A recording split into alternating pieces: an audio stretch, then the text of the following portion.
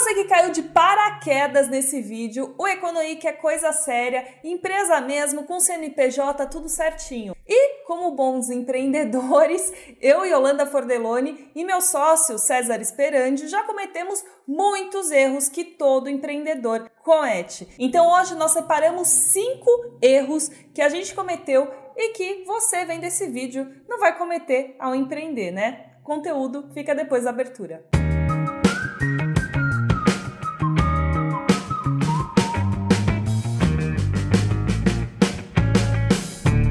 Bom, agora que você já sabe que nós criamos conteúdo no YouTube, e o que todo criador de conteúdo precisa? Precisa de apoio, então eu tenho só um pedido para você. Se você ainda não segue a gente em todas as redes sociais. A gente tá no Instagram, no YouTube, no Spotify, tem conteúdo para todo lado. Agora bora para a conversa com o César? Vamos lá.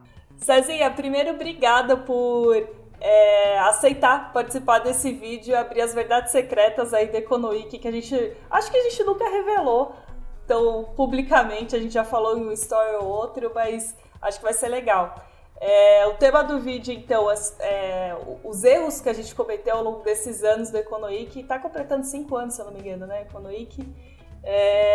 Você separou alguns erros? Eu separei alguns aqui. Separei, lógico, 2 erros que eu achei que foram bem relevantes e que foram bem fáceis de eu lembrar que eu teria feito diferente hoje, mas enfim, a gente nunca vai ser perfeito nisso aí, né? Eu separei alguns também, vamos ver se a gente bate nos erros. Pode começar, qual que você acha que foi o pior erro assim, que a gente cometeu da gestão do negócio? Um erro que eu achei que, assim, muito cedo eu percebi isso, e o outro foi um pouquinho mais tarde, foi o esquema que eu chamo de repartir o dinheiro do Economic igual quadrilha. E eu acho que você também ia falar desse erro, eu tenho certeza. Bom, eu separei até erros a mais. A gente combinou de cada um pensar em 2 erros para gravar esse vídeo, mas eu acabei separando 4, porque eu sabia que você ia falar desse. Exato. Eu falei, a Yolanda vai falar desse aqui também, mas, cara, esse erro foi muito gritante. Porque, assim, num determinado ponto do Economic, o negócio foi um acerto que culminou nesse erro. A gente estava empreendendo tocando o Economic em forma de uma empresa, enquanto a gente estava em outro trabalho, os 3 no mercado financeiro, cada um em uma área. Isso eu acho que é um baita ponto pra gente, porque muita gente acha que para começar a empreender tem que largar tudo, e não precisa, foi o que a gente fez. Acho que só um parênteses aqui, os 3, eu, César e Ettore, que é o ex-sócio aqui do Economic. Então, nós 3 estávamos empregados, ganhando relativamente bem, cada um no seu emprego, e todo o dinheiro que entrava no Economic, a gente simplesmente dividia. Não, só pagava alguns custos, que era o contador, o editor, alguma coisa assim, o resto a gente dividia e não tinha caixa no Economic. Isso é uma baita de uma imprudência, mas na época a gente nem parou para pensar nisso. Eu acho que porque a gente tinha receita e toda vez que precisou fazer um aporte por qualquer motivo, qualquer investimento, comprar uma câmera, um gravador, a gente tinha dinheiro e tirava do bolso. Só que... E pedia reembolso, né?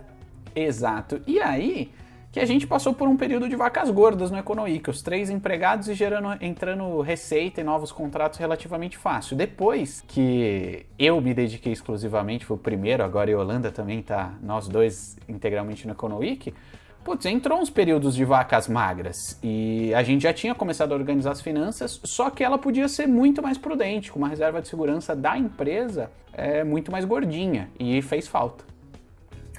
Eu acho que esse erro de sacar toda a grana que entrou no Economic, a gente cometeu, primeiro pelo que você falou, mas também porque foi o primeiro contrato grande que a gente fechou. Eu acho que a gente ficou meio vislumbrado de que a partir dali a gente ia ter uma série de contratos, porque os 3 vieram de um mundo CLT, né, em que você tem essa segurança de todo mês ter uma renda ali caindo na sua conta. E quando você vai empreender, abrir um negócio ou trabalhar com conteúdo, como é o nosso caso, acho que tem um desafio grande de se habituar com altos e baixos do negócio. Naturalmente, vão ter meses que vão ter menos contratos e vão ter meses que vão ter mais.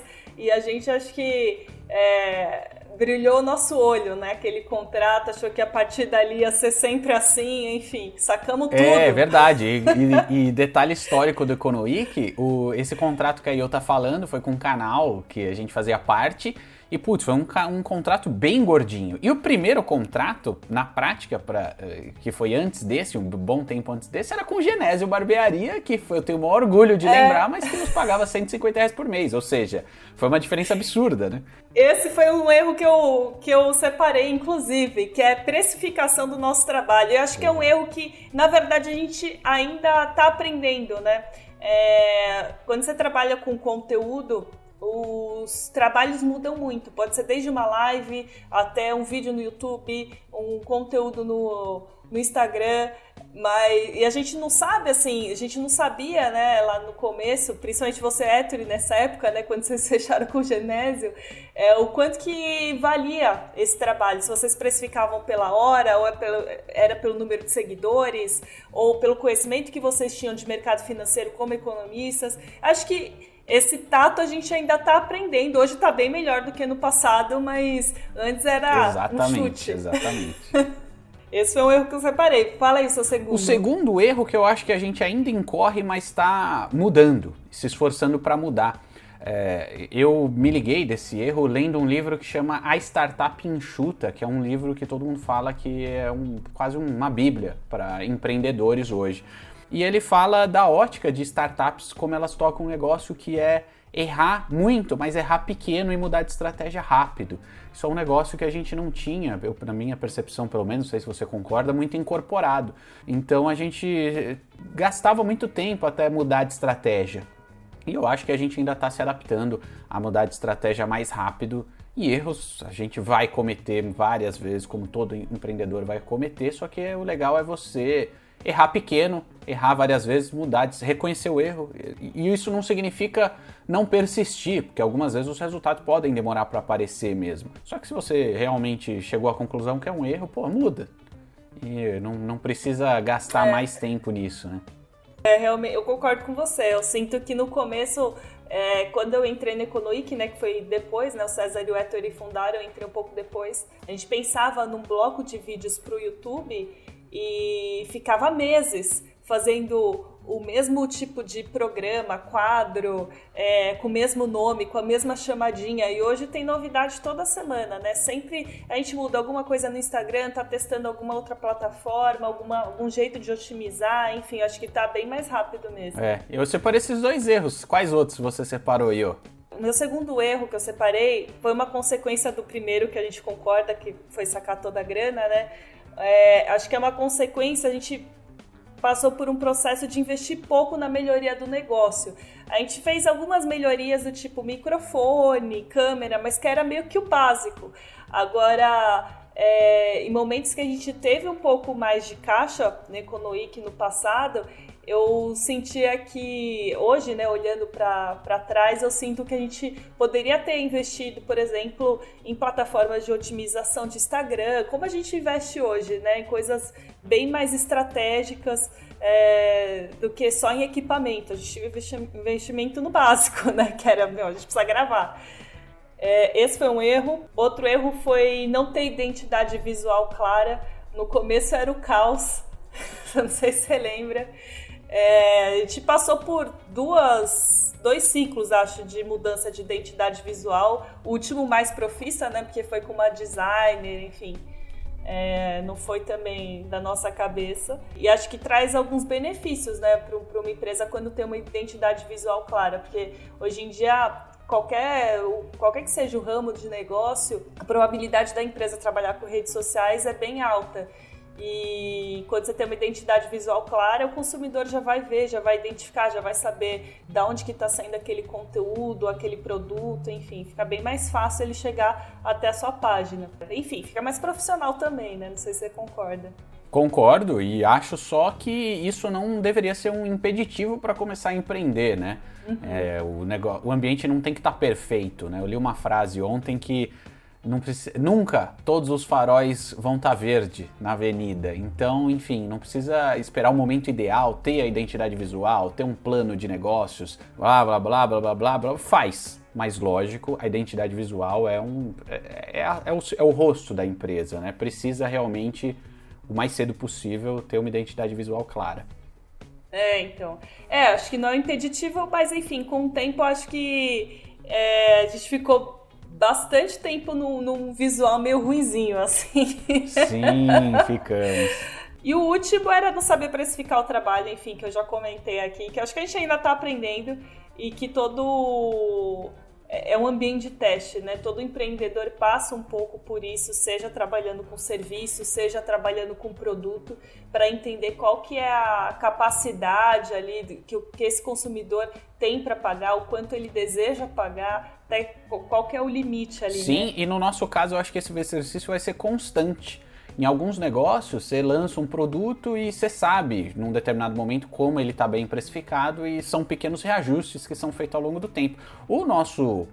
O serviço que a gente faz, basicamente, ele começa a valorizar sempre que a gente consegue mais engajamento e alcance maior, né? Então, o preço que a gente cobra hoje, com certeza, não vai ser o preço que a gente vai cobrar no ano que vem.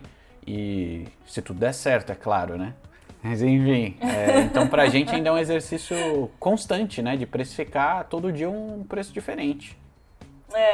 E acho que porque tem isso e como eu falei, né? Porque os produtos são muito diferentes. Tem empresa que tá mais interessada, por exemplo, em fechar um conteúdo no nosso canal. Tem empresa que tá interessada da gente gravar um conteúdo pro canal deles, para conteúdo interno, cursos, né, que a gente já pensa, né, em algum momento fazer, enfim. Então, acho que é um exercício de aprendizado constante. Sim, sem dúvida. Mas é isso, Cezinha. Vou finalizar aqui com os EconoWeekers. Obrigada pela participação e por revelar as verdades, os erros que a gente já cometeu aqui na economia. Sim, que isso. Quiser me chamar para gravar é sempre legal e eu espero que isso ajude outras pessoas que estão empreendendo, mesmo que não seja num segmento parecido com o nosso, que são redes sociais, educação. Eu acho que eu mesmo gosto de ouvir experiência de outros empreendedores de áreas diferentes. Espero que a gente tenha contribuído da mesma forma que outros já contribuíram com a gente. Falam que é até interessante, né? Quando você está pensando em abrir um negócio, você ouvir pessoas de áreas diferentes para